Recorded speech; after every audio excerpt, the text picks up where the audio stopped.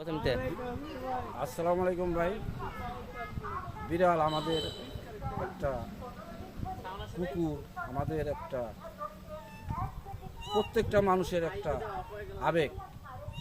কিন্তু মানুষের কিছু আবেগ আছে, এদের আচার আবহাওয়া চলাফেরা কেউ নিজের দোষ নেয় না, খালি পরের দোষটাই দেয়। কিন্তু আসলেও কিন্তু মানুষ মানুষ কুকুরের থেকেও যে এত আচরণ ব্যবহার, না এটা ঠিক না। কিন্তু সবাই আন্তরিক ভাই ভাই মিলে থাকতে হবে। এই পৃথিবীতে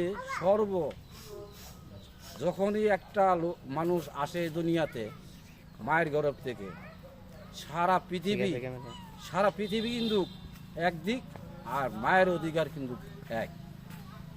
মায়ের তুলনায় মায়ের দাবি, এই মায়ের অভিনয় যেই করেন, আসল কথা কি, মার মতন তুলনা এই পৃথিবীতে কেউ নাই। 5 কোটি টাকা দিয়েও যদি আপনি বলেন যে আমার মায়ের হাতে তুলনা দেবেন, না, এটা কোনোদিন মেনে নিতে পারবেন না।